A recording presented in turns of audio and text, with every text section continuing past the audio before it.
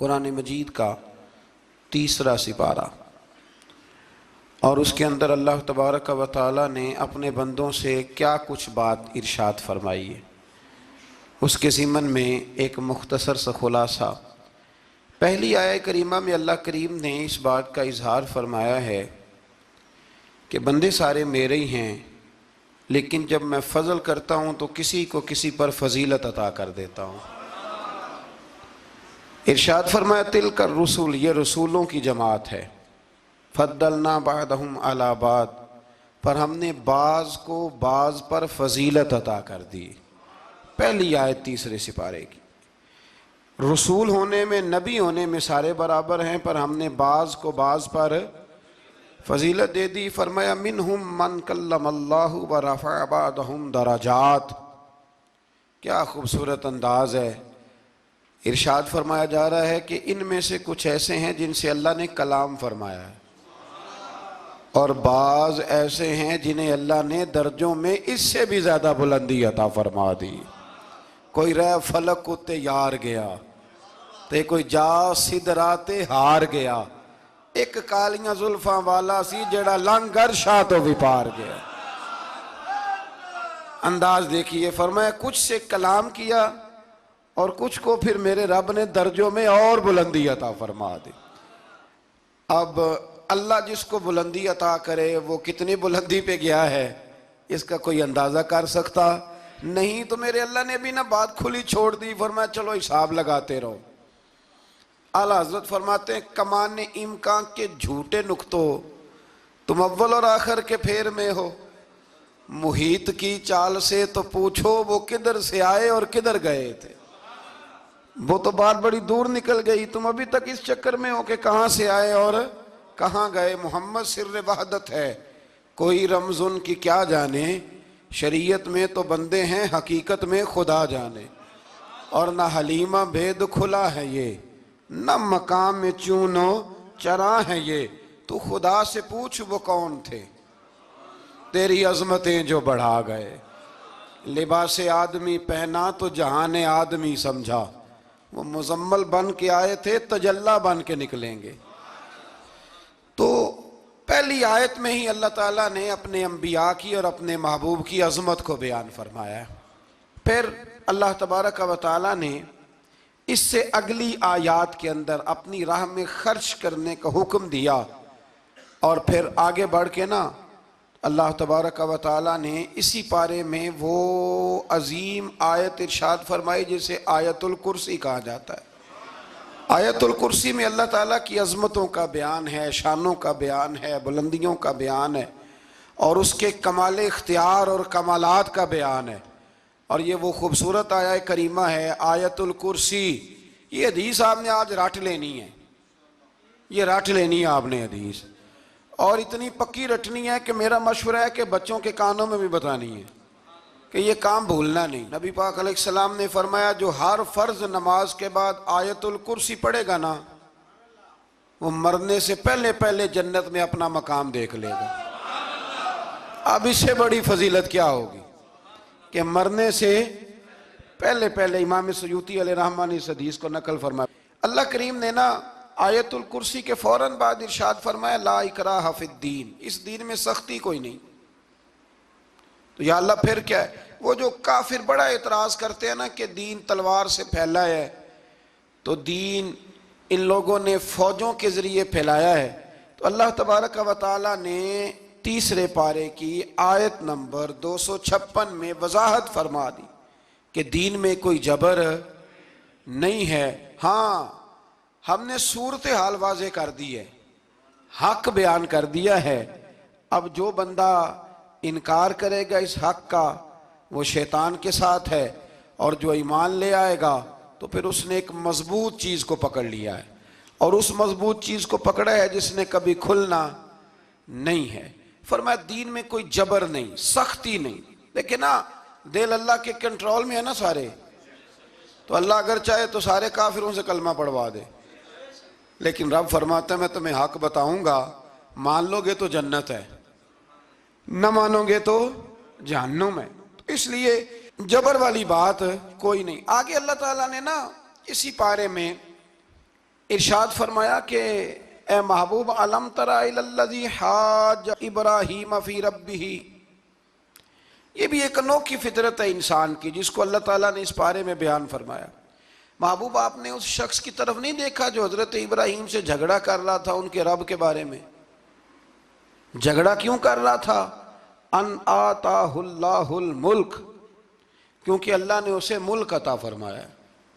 اللہ نے بادشاہی دیا تو وہ اللہ کے معاملے میں جھگڑے کرنے لگ گیا، وہ کہتا ہے میں ہی رب ہوں۔ تو حضرت ابراہیم علیہ السلام نے فرمایا میرا رب تو وہ ہے جو زندہ کرتا اور مارتا ہے۔ تو بیوقوف نے دلیل کیا دی؟ نمرود کہنے لگا میں رب ہوں، تو فرمایا میرا رب وہ ہے جو زندہ کرتا اور مارتا ہے، تو کہتا ہے میں بھی زندہ کرتا ہوں مارتا ہوں۔ دلیل کیا ہے؟ ایک سزائے موت کا قیدی منگایا اور حضرت ابراہیم علیہ السلام کے سامنے کہنے لگا بھی تمہاری سزا کیا تھی؟ وہ کہنے لگا کل پرسوں پھانسی ہونے والی تھی۔ کہنے لگا جاؤ تم آزاد ہو۔ کہنے لگا دیکھ لو میں نے زندگی دے دی نا، حالانکہ یہ پرسوں مر جاتا۔ اور ایک بے گناہ کو پکڑا، تلوار ماری اور قتل کر دیا۔ کہنے لگا دیکھو میں بھی تو زندگی اور موت دیتا ہوں۔ اب حضرت ابراہیم اس کی اس دلیل پر اعتراض کر سکتے تھے، آپ نے خاص غور کرنا ہے بات پہ۔ اعتراض کر سکتے کہ تو پاگل ہے، زندگی تو یہ ہے نا کہ جس کو تلوار سے مارا ہے اسے اٹھا کے دکھا، یہ اعتراض ہو سکتا تھا۔ لیکن جب کوئی بیوقوفوں جیسی دلیل دے نا، تو علم مناظرہ کا اصول یہ ہے کہ پھر اسے اس کی زبان میں جواب دیا جاتا ہے، پھر اس کو یہ نہیں آپ کہیں گے کہ یہ تو نے کیا کیا۔ اب جس طرح کا منہ ہوگا تھپڑ بھی، یہ بزرگوں کی مثالیں ہیں نا، تو اس نے کہا جی دیکھو میں نے بھی بندہ ایک زندہ کر دیا ایک مار دیا ہے۔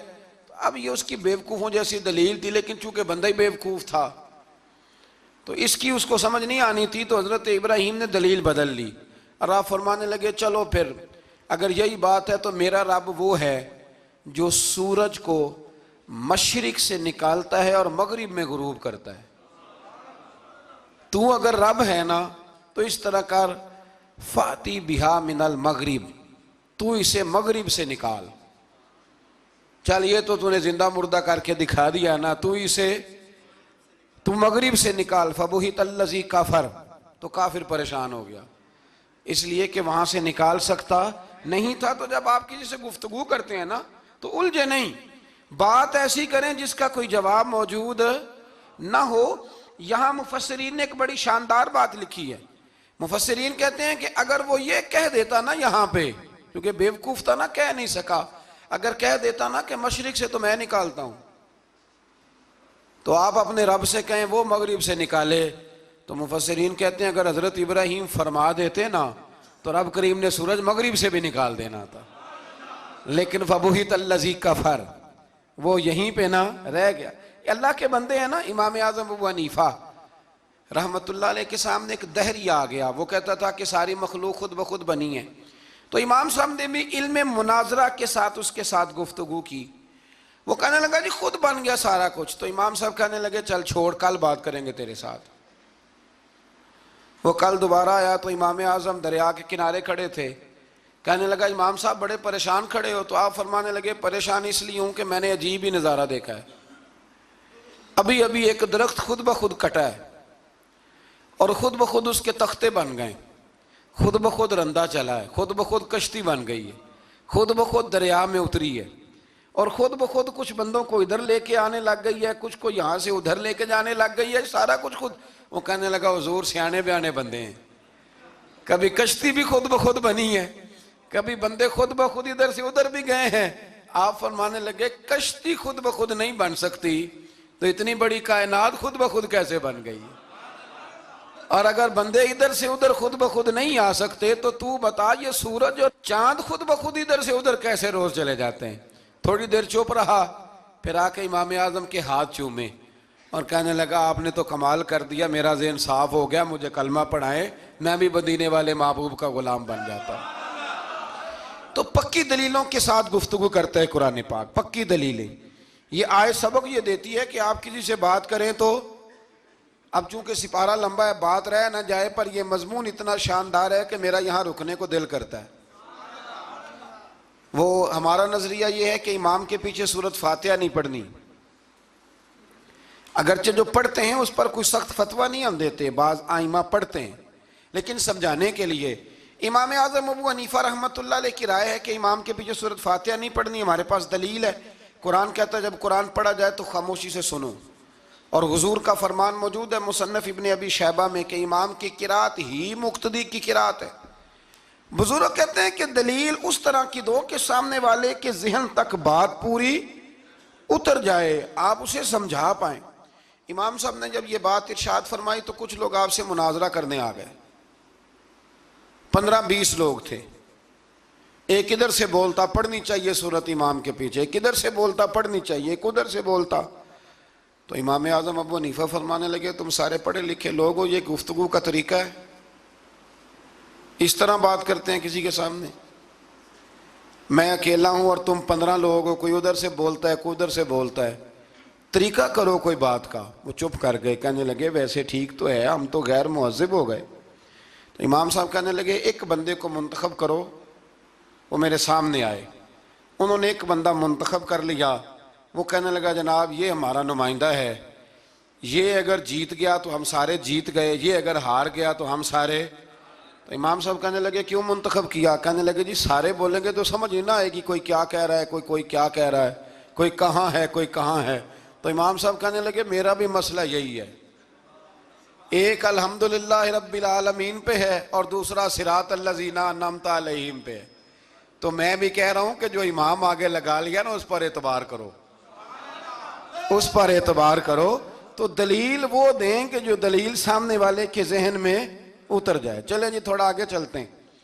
اللہ کریم نے نا آگے ایک اور مثال بیان کی۔ یہ جو بہت سارے لوگوں کے دلوں میں خیال آتا ہے نا قبروں میں جائیں گے ہڈیاں گل جائیں گی سڑ جائیں گی تو کیسے اٹھیں گے، تو اسی پارے کی آیت نمبر 259 میں اللہ تعالیٰ نے ہمارا وہ مسئلہ بھی حل کیا اور 2 واقعات تفصیل کے ساتھ تیسرے پارے میں بیان فرمائے۔ اللہ کریم فرماتے ہیں کہ کیا آپ نے اس شخص کو نہیں دیکھا کہ جو ایک ایسی بستی پر سے گزرا وَهِيَ خَاوِيَةٌ عَلَىٰ عُرُوشِهَا، جو اپنی چھتوں کے بل گری پڑی تھی، یعنی بستی تباہ ہو گئی تھی۔ وہ آدمی وہاں سے گزرا، وہ حضرت عزیر علیہ السلام تھے۔ بہت سارے مفسرین کے نزدیک بعض نے یہ لکھا ہے کہ چونکہ یہاں اللہ نے کسی کا ذکر نہیں کیا تو ہم بھی کسی کو مخصوص نہیں کرتے، لیکن کثیر کی تعداد یہ ہے کہ حضرت عزیر تھے۔ آپ گزرے ایک بستی میں تو آپ نے دیکھا کہ وہ بستی تباہ حال ہو گئی ہے اور زمین پلٹ دی گئی ہے، چھتوں کے اوپر لوگ مرے ہوئے پڑے ہیں۔ تو آپ کے دل میں خیال آیا کہ یا اللہ تو انہیں کیسے زندہ کرے گا بعد موتہا، مرنے کے بعد۔ خیال آیا، اللہ کریم نے نا انہی پہ موت طاری کر دی، حضرت عزیر علیہ السلام پہ۔ ان کے پاس تھوڑا سا کھانا تھا، ایک گدھا تھا، درخت کے نیچے لیٹ گئے گدھے کو باندھ کے۔ اللہ تعالیٰ نے ان پر نیند طاری کی اور وہ 100 سال تک سوتے ہی رہے۔ وہ بے آباد بستی آباد ہو گئی، وہاں شہر آباد ہو گیا، دنیا آباد ہو گئی، زمانہ آباد ہو گیا۔ آپ جب سوئے تو آپ کی عمر مبارک 40 سال تھی، 100 سال کے بعد اٹھے، ثم بعثا، جب اٹھے قال کم لبثت، اللہ نے فرمایا کتنی دیر سوئے؟ قال لبثت یوما او بعد یوم، کہنے لگے یا ایک دن سویا ہوں یا دن کا تھوڑا سا حصہ۔ تو رب کریم نے فرمایا نہیں، آپ تو 100 سال تک سوئے رہے۔ فرمایا وہ دیکھو ذرا گدھے کی طرف، وہ گدھا جو تھا نا ان کا وہ گل سڑ گیا، ہڈیاں بکھر گئیں، اور وہ جو کھانا تھا نا پھل تھے، شربت تھا، سالن تھا، اس کا حال یہ ہے کہ لم یتسنہ، وہ باسی بھی نہیں ہوا۔ یہ ہے میرے رب کی قدرت، جس نے پہلے گل سڑ جانا تھا وہ باسی بھی نہیں ہوا، اور وہ گدھا اس کی ہڈیاں بھی بکھر گئیں۔ تو رب کریم نے فرمایا سمجھ آئی ہے میں مردے کیسے زندہ کروں گا؟ عرض کی یا اللہ ایسی سمجھ آئی ہے جو کبھی بھولے گی بھی نہیں۔ 100 سال تک سوئے رہے۔ یہ بڑا لطیف واقعہ ہے۔ حضرت عزیر علیہ السلام اٹھ کے نا تو اپنے گھر گئے تو کوئی پہچانتا ہی نہیں تھا۔ ایک بوڑھی اماں جس کی عمر بہت زیادہ ہو گئی تھی اس کو جا کے سلام لی تو آپ فرمانے لگے اس اماں سے یہ عزیر کا گھر ہے؟ تو اماں فرمانے لگی ہاں ہے تو عزیر کا، لیکن وہ تو 100 سال پہلے غائب ہوئے، دوبارہ آئے ہی نہیں۔ آپ فرمانے لگے اماں میں ہوں عزیر۔ اماں کہنے لگی کہ عزیر کی تو ہر دعا قبول ہوتی تھی، اگر آپ عزیر ہیں نا تو دعا کریں، میری ٹانگیں جواب دے گئی ہیں، آنکھوں سے نظر نہیں آتا، آپ دعا کریں، اگر آپ واقعی عزیر ہیں تو اللہ مجھے شفا دے دے گا۔ تو حضرت عزیر نے دعا کی تو رب نے انہیں شفا دے دی۔ حضرت عزیر کی عمر اس وقت بھی 40 سال تھی۔ حضرت عزیر کی عمر جب گئے تب بھی، واپس آئے تو، اور حضرت عزیر کا بیٹا ان سے ملا تو اس کی عمر 118 سال تھی، پوتے بھی بوڑھے تھے۔ لوگوں نے حضرت عزیر علیہ السلام سے کہا یہ کیا ہے؟ فرمانے لگے یہ میرے اللہ کی قدرت ہے، یہ میرے رب کی قدرت ہے۔ آج بھی آپ دیکھ لیں کہ کچھ لوگوں کے بال ساری زندگی سفید نہیں ہوتے، اور کچھ 17 سال کے 16 سال کے نوجوان ہیں تو سارا سال ان کا سفید ہو جاتا ہے، علامات وہ آ جاتی ہیں جو بوڑھوں میں ہوتی ہیں۔ تو اللہ تبارک و تعالیٰ نے فرمایا کہ یہ ہماری قدرت ہے، اس طرح کر کے ہم مردوں کو زندہ کریں گے۔ جب مومن قبروں سے اٹھیں گے نا، مومن آنکھ کھلے گی تو کہیں گے سویرا ہو گیا، جیسے ابھی سوئے تھے نا، کہیں گے دن چڑھ گیا، تو اللہ فرمائے گے ہاں دن بھی چڑھ گیا ہے اور رب رسول کے دیدار کا نظارہ بھی تمہیں دیا جائے گا، اٹھو بڑی شاندار صبح ہوئی ہے۔ اور کافر جب اٹھے گا تو کہے گا اوہو اب میرے لیے کیا نئی سزا ہے۔ تو اس سے بالکل آگے متصل حضرت ابراہیم علیہ السلام کا وہ واقعہ اسی پارے میں ذکر کیا گیا ہے۔ جب حضرت ابراہیم علیہ السلام نے کہا تھا کہ اے اللہ مجھے دکھا تو مردے کیسے زندہ کرے گا، تو رب کریم نے فرمایا یقین نہیں، عرض کی یا اللہ اطمینان قلبی کے لیے۔ ایک علم الیقین ہوتا ہے، ایک عین الیقین ہوتا ہے، ایک حق الیقین ہوتا ہے۔ کہ یا اللہ میں اطمینان قلبی کے لیے، تو اللہ نے فرمایا 4 پرندے لے لو۔ حضرت ابراہیم علیہ السلام نے 4 پرندے لیے، کچھ نے لکھا ہے کوا تھا، مور تھا، مرغی تھی، کبوتر تھا، مختلف نام آئے۔ وہ 4 پرندے لیے، پھر ان کو ذبح کیا، پھر ان کا قیمہ بنایا، پھر گوشت ایک دوسرے میں مکس کیا، پھر 4 مختلف پہاڑیوں پہ رکھا۔ اللہ نے فرمایا مکس ہو گئے نا آپس میں، اب تم آواز دو۔ حضرت ابراہیم نے آواز دی اور رب نے زندگی دی، اور وہ پرندے اپنی ٹانگوں پر چلتے ہوئے حضرت ابراہیم کے پاس آ کے کھڑے ہوئے۔ تو فرمایا ابراہیم جس طرح ان کو زندہ کیا نا، اسی طرح پھر قبروں سے میں ہڈیاں بھی زندہ کر کے نکال دوں گا۔ میں ایک فلسفی کو پڑھ رہا تھا، یہ ہمارے جدید دور کے فلسفی بڑے عجیب باتیں کرتے ہیں۔ وہ کہتے ہیں جی ہوا ایسی چلتی ہے کہ انسان قبر میں ہوتا ہے تو ہڈیاں گل سڑ جاتی ہیں تو کوئی بھی نہیں بچتا، اور پھر آپ کہتے ہیں کہ کچھ کو عذاب ہوتا ہے کچھ کو ثواب ہوتا ہے۔ تو قبر کے اندر جب مردے چلے گئے تو آپ یہ بھی کہتے ہیں بعض لوگ کہ ایک قبر سے 70 اٹھیں گے تو ایک کو عذاب ہو رہا ہے ایک کو ثواب ہو رہا ہے، یہ کیا ماجرا ہے؟ ہمارے بزرگوں نے جواب دیا ہے، ہمارے بزرگوں نے یہ جواب دیا ہے کہ یہ ہوائیں، یہ فضائیں، یہ ساری اللہ کی قدرت ہے۔ ہر آدمی کو ٹھنڈ لگ جاتی ہے سردیوں کے موسم میں۔ میں نے کچھ ایسے بندے دیکھے ہیں، بلکہ کوئی مجھے کہے گا تو میں دکھا دوں گا، ساری سردیاں سویٹر نہیں پہنتے، پھر فوت ہو جاتے ہیں۔ اور کئیوں نے 6 پہنے ہوتے ہیں، پھر بھی دانت کے ساتھ دانت بج رہا ہوتا ہے، وہ کہتے ہیں توبہ توبہ بڑی ٹھنڈ ہے۔ یہ بھائی آب و ہوا ایک ہی ہے، لیکن وجود کے اثر قبول کرنے کے معاملات بھی اور ہی ہیں۔ یہی معاملہ قبر میں ہوگا۔ دیکھیں نا حضرت عزیر علیہ السلام کے گدھے نے بھی آب و ہوا لکھی اور کھانے نے بھی، تو گدھا گل سڑ گیا پر کھانا گلا سڑا۔ دوسری بات یہ کہ قبر میں بندے اکٹھے ہیں تو کسی کو عذاب تو کسی کو ثواب۔ تو امام جلال الدین سیوطی رحمۃ اللہ علیہ فرماتے ہیں 2 بھائی اگر ایک پلنگ پہ سوئے ہوں تو ایک خواب میں لاہور ہوتا ہے دوسرا پشاور ہوتا ہے، سوئے کہاں ہوتے ہیں؟ اکٹھے ایک پلنگ پہ۔ وہ ایک کہتا ہے میں رات کو لاہور تھا، اور دوسرا کہتا ہے نہیں تو غلط کہہ رہا ہے میں تو پشاور تھا، تو ہوتے کہاں ہیں؟ تو اگر ایک جگہ پہ آپ موجود ہیں اور اللہ تبارک و تعالیٰ نے آپ کو روحانی طور پر کہیں کا کہیں پہنچا دیا ہے، تو اسی طرح قبروں میں بھی اگر کسی کو عذاب ہوگا تو ہو ہی جائے گا، اللہ معاف کرے، اور اگر کسی پہ رحمت ہوگی تو وہ بھی انشاءاللہ ہو ہی جائے گی۔ تھوڑا سا آگے بڑھتے ہیں۔ پھر اللہ تبارک و تعالیٰ نے نا اپنی راہ میں خرچ کرنے کی بات ارشاد فرمائی۔ فرمایا اگر تم میری راہ میں خرچ کرو گے تو میں تمہیں 700 گنا کر کے واپس کروں گا۔ اللہ کی راہ میں خرچ کریں گے تو کتنا ملے گا؟ یہاں بھی معاملہ یقین کرنے کا ہے۔ قوم کو یقین آ جانا کہ ڈبل ہو جائیں گے تو ساری قوم لٹ جاتی ہے. اگر اتنا یقین ہو جائے نا ڈبل ہو جائیں گے تو لٹ جاتی ہے. تو اگر یہ بھی یقین ہو جائے نا کہ 700 گنا ہو جائیں گے تو پھر بھی میرا خیال یہ ہے کہ قوم لٹنے کو تیار ہو سکتی ہے. لیکن وہاں لٹ کے برباد ہوتے ہیں. رب رسول کے رستے میں لٹیں گے تو آنے والی نسلوں کو بھی اللہ آباد فرما دے گا, اللہ آباد کر دے گا آنے والی نسلوں کو.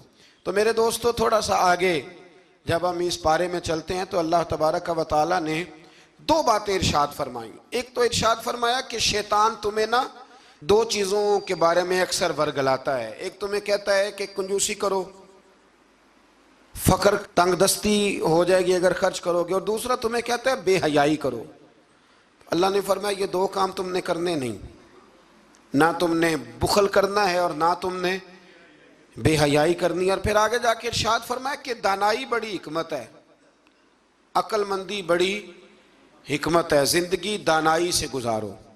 یؤتی الحکمت من یشاء, اللہ جسے چاہتا ہے حکمت عطا کرتا ہے. ومن یؤت الحکمت فقد اوتی خیرا کثیرا, اور جسے اللہ نے دانائی دی نا عقل, اللہ فرماتا ہے اسے ہم نے خیر کثیر عطا کی.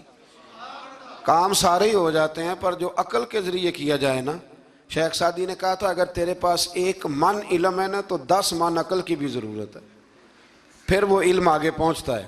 10 من 1 من شعور کے ساتھ دانائی کے ساتھ میرے نبی کریم علیہ السلام نے نا بڑی دانائی کے ساتھ دین پھیلایا ہے, بڑی حکمت کے ساتھ, بڑی خوبصورتی کے ساتھ. حضور نے, ایک شخص نے آگے کہا یا رسول اللہ صلی اللہ تعالیٰ علیہ وسلم میں 5 نمازیں نہیں پڑھ سکتا, 2 پڑھوں گا.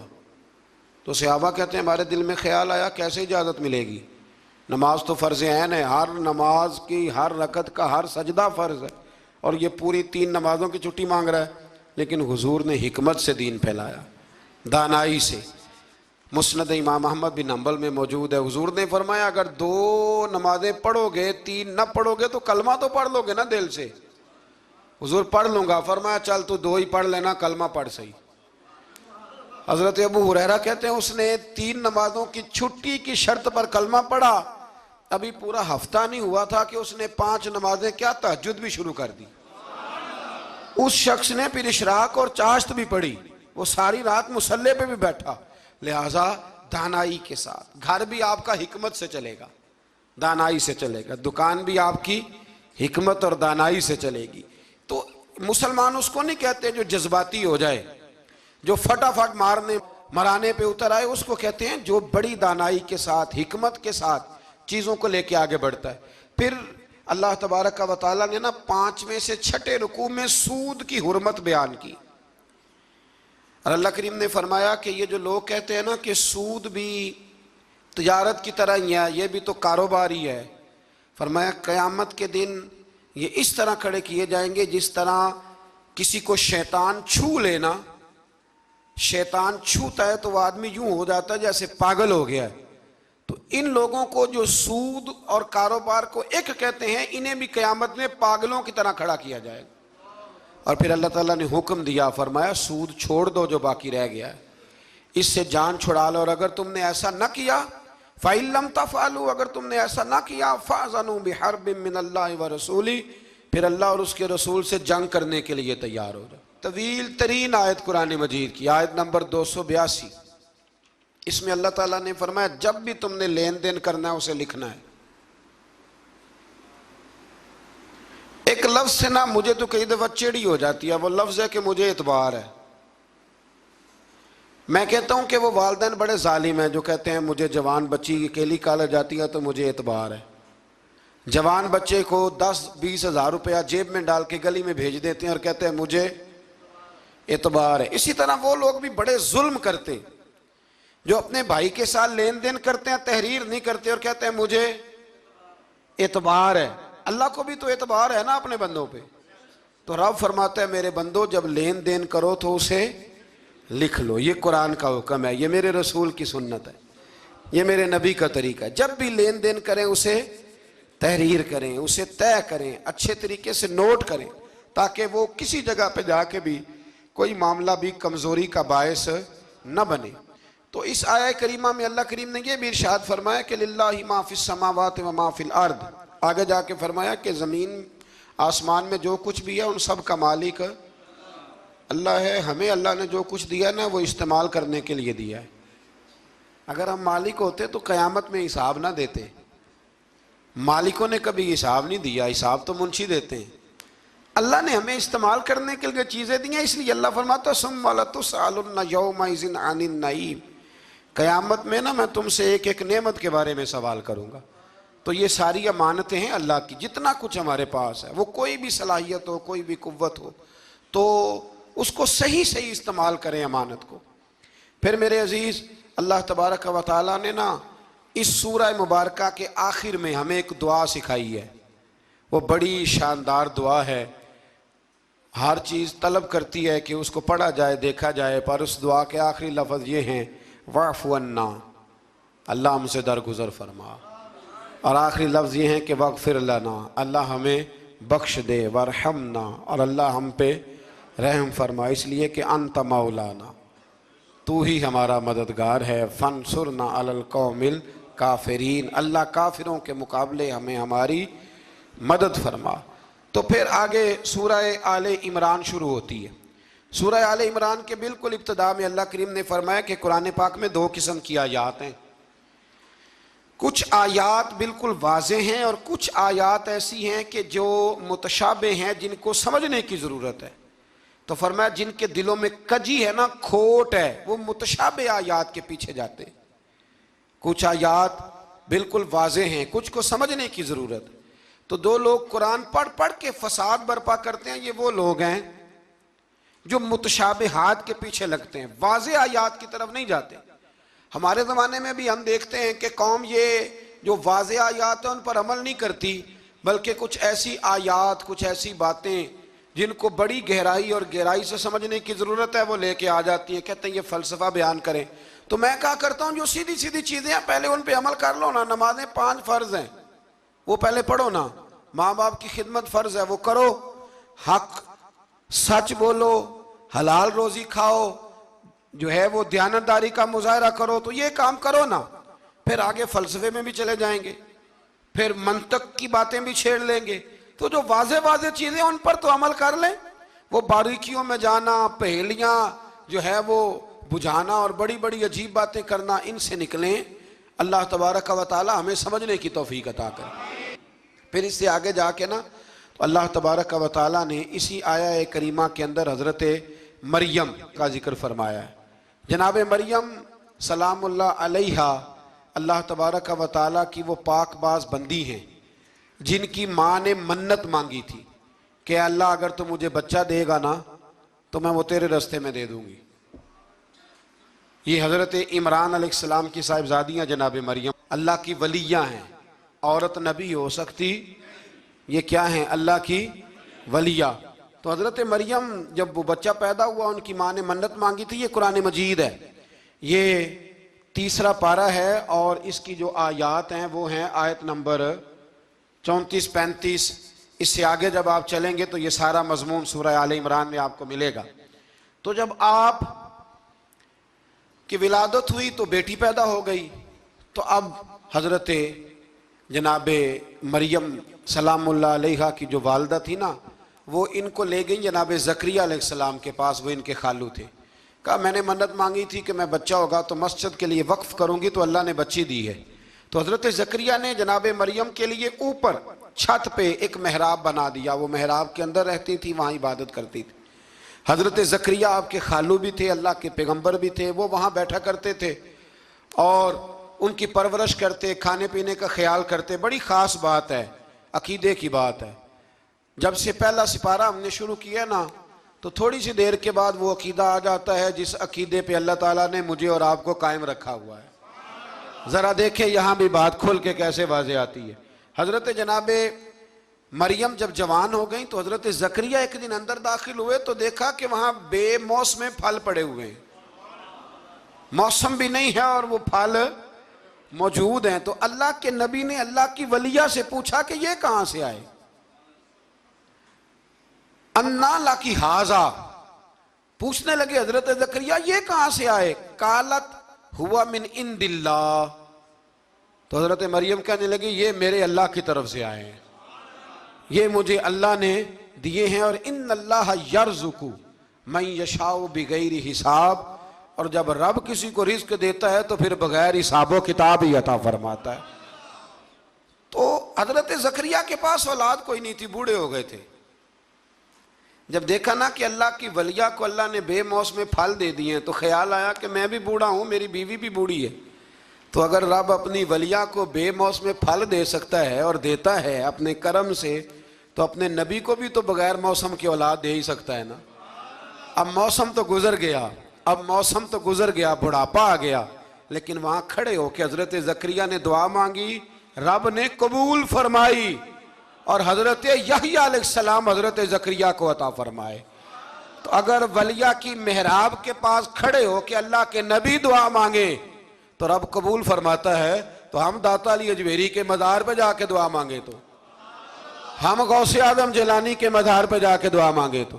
امام شافعی فرماتے ہیں جب بھی کوئی مشکل پیش آتی ہے میں امام اعظم کی مزار پہ جاتا ہوں اور قریبی مسجد میں 2 نفل پڑھ کے ان کے مزار پہ دعا مانگتا ہوں، اللہ میری ہر مشکل کو آسان فرما دیتا ہے۔ تو بھئی یہ تو قرآن مجید کی آیات ہے نا، ان کو تو کھول کے دیکھو نا، کوئی اور معنی اس آیت کا، کوئی اور تفسیر، کوئی اور مفہوم۔ حضرت زکریا اس کے علاوہ بھی تو دعا مانگ سکتے تھے نا، لیکن انہوں نے جناب مریم کے پاس بغیر موسم کے پھل دیکھے تو دعا مانگی، بغیر موسم کے پھل دیکھے، اور یہ بھی اللہ کا فضل ہے کہ ولیہ کے پاس دیکھے تو ولیوں والا مسئلہ حل ہو گیا۔ اگر وہ نبی ہوتی تو لوگوں نے فٹافٹ کہہ دینا یہ تو نبیوں کی بات ہے۔ تو میرے بھائی اگر کسی کو بغیر موسم کا پھل چاہیے تو کسی ولی اللہ کے پاس جائے، کسی اللہ کے نیک بندے کے پاس جائے، رب بے موسم پھل بھی عطا کرتا ہے۔ تو پھر اللہ تبارک و تعالیٰ نے آگے جا کے نہیں آیات میں ارشاد فرمایا کہ ہم نے جناب مریم کو بغیر شادی کے بیٹا بھی عطا کیا، اور بیٹا بھی وہ عطا کیا کہ جو اللہ کے نبی ہیں، اور بیٹا بھی وہ دیا جنہوں نے پنگوڑے میں باتیں کرنی شروع کر۔ یہ میری خواہش ہے کہ یہ آیتیں آپ نے ضرور پڑھنی ہیں، یہ آیت نمبر 39 اور 40، انہی پر میں بھی بات ختم کر رہا ہوں۔ حضرت عیسیٰ کی شان رب کریم نے بیان فرمائی، یہ اللہ کا قرآن ہے، یہ اللہ کا قرآن ہے۔ ان کی شان کیا ہے کہ حضرت عیسیٰ علیہ السلام فرماتے ہیں کہ میں نا مٹی کی مورت بناتا ہوں، پھر اس میں پھونک مارتا ہوں، مٹی کا پرندہ بنا کے اس میں پھونک مارتا ہوں، میں پھونک حضرت عیسیٰ مارتے ہیں، اور جناب عیسیٰ کہتے ہیں وہ اللہ کے حکم سے اڑنا شروع کر دیتا ہے۔ پھونک کس نے ماری؟ اڑایا کس نے؟ وہ اتنی سی بات ہے، اس کو سمجھ لیں۔ حضرت عیسیٰ کہتے ہیں میں مٹی کی مورت بنا کے اس میں پھونک مارتا ہوں تو اللہ کے حکم سے زندہ ہو جاتی ہے، اڑنے لگتی ہے۔ حضرت عیسیٰ فرماتے ہیں میں تندرست کرتا ہوں مادرزاد اندھوں کو، لا علاج کوڑوں کو، اور میں مردے بھی زندہ کرتا ہوں، کرتا اللہ کی اجازت کے ساتھ ہوں۔ اور اسی آیت میں حضرت عیسیٰ فرماتے ہیں کہ میں تمہیں بتاتا ہوں جو تم کھا کے آتے ہو، اور وہ بھی بتاتا ہوں جو تم گھر میں چھوڑ کے آتے ہو۔ تو حضرت عیسیٰ علیہ السلام مٹی کا پرندہ بنا کے پھونک ماریں تو رب اس میں جان پیدا کر دے، مردے میں جان بھی پیدا کرتے ہیں، اور پھر حضرت عیسیٰ مادرزاد اندھ اور کوڑوں کو آنکھیں بھی دیتے ہیں اللہ کے حکم سے، اور پھر حضرت عیسیٰ علیہ السلام مردہ بھی زندہ کرتے ہیں اس کے اذن سے، جو کھا کے آتے ہیں وہ بھی بتاتے ہیں، جو چھوڑ کے آتے ہیں وہ بھی بتاتے ہیں۔ تو یہ تو حضرت عیسیٰ کی شان ہے۔ یہ حال ہے ان کے غلاموں کا، تو میری سرکار کا عالم کیا ہوگا، میری سرکار کا عالم کیا ہوگا۔ ایک جملہ میرے اعلیٰ حضرت کا، اور بات بڑی اعلیٰ، فرمانے لگے حضرت عیسیٰ علیہ السلام تو پھونک مار کے مردہ زندہ کرتے ہیں نا، تو فرماتے ہیں میرے نبی تو ایک نظر دیکھ لیں تو مردہ دل کو زندہ کر دیا کرتے، مردہ دل۔ اور پھر ایک حدیث سن لیں تاکہ بات اور واضح ہو جائے۔ حضور نے فرمایا علماء امتی کا انبیاء بنی اسرائیل، میری امت کے علماء بھی اسی طرح ہوں گے جس طرح بنی اسرائیل کے نبی ہوتے تھے۔ تو اگر حضرت عیسیٰ کے اندر یہ طاقت ہے تو میرے محبوب کے غلاموں میں بھی بڑی طاقت ہے۔ حضرت آصف بن برخی اگر تخت لا سکتے ہیں تو غوث اعظم بھی بیڑی اوپر اٹھا لیتے ہیں۔ اس لیے عقیدہ اور نظریہ قرآن ہے، حدیث ہے. ہم چونکہ پڑھتے نہیں، توجہ نہیں کرتے، تو لوگ ہمیں فٹافٹ، آپ یقین کریں بڑے صاف ستھرے انداز میں لوگ آ کے کہتے ہیں جی دیکھو جی یہ کدھر سے آ گیا. تو میں نے کہا یہ اللہ کا قرآن ہے، اور قرآن میں نہ ہو ہمیں بات کرنے کی کیا ضرورت ہے. یہ سارے عقائد اور نظریات وہ ہیں جو رب کریم نے خود قرآن مجید میں ہمیں عطا فرمائے ہیں. اللہ آپ کو خوش رکھے، بابرکت رکھے. آخر دعوانا الحمد.